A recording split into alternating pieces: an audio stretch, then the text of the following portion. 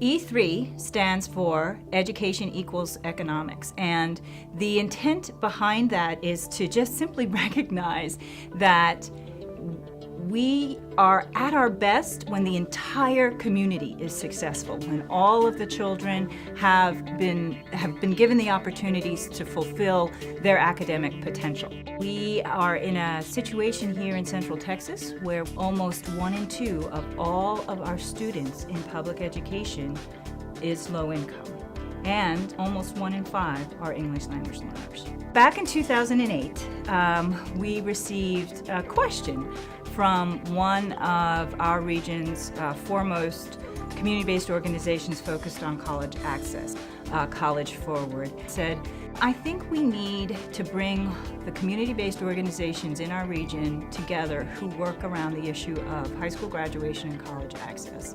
We began to look for ways to collaborate with other organizations who also had an interest in student success and were interested in best practices and improving what they do every day.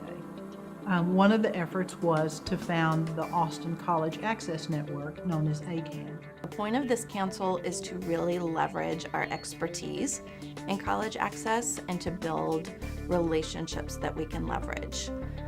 So, when we have the Ray Marshall Center, they'll come and they'll share their Student Futures Project data about kids that are successful in college, what courses they had, what activities they were in, what did it take for students to get into college, and then we want to share that broadly and leverage it. It took a while for our community-based organizations to figure out what is the right rhythm to work together. Kind of some interesting balance between competition and cooperation, co-opetition we call it.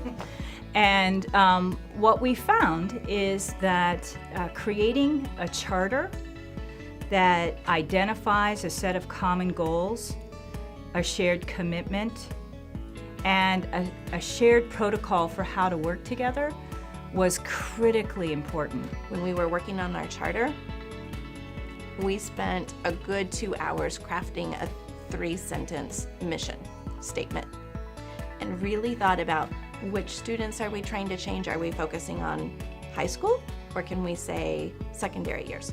Are we focusing on ACAN students, or are we focusing on Central Texas? And are we really all going to make a commitment to make change for Central Texas, even though I have 500 students? Are we really willing to say that's our goal?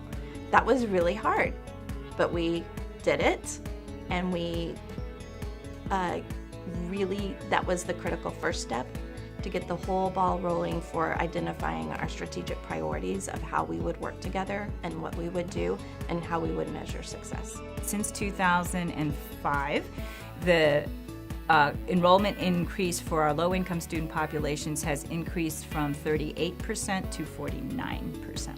So almost 1 out of every 2 low-income students at least enrolls in higher education in Central Texas at this point. With TG support, we are able to convene together, and what I have noticed over the past year is organizations collaborating with their partner organizations without me.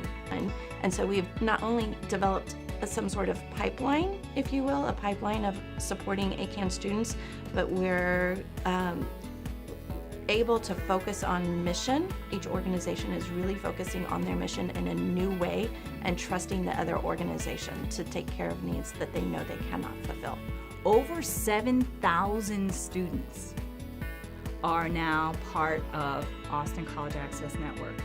But the goal of our leaders within Austin College Access Network is not to just change the lives of these 7,000, but with our higher ed institution partners to change the experience for all their students, so the impact could be literally 5-fold from what that 7,000 number could be. So we're at 35 to 50,000 students who could be impacted by the changed practices that we're seeking to implement through Austin College Access Network and the pilots that we're creating.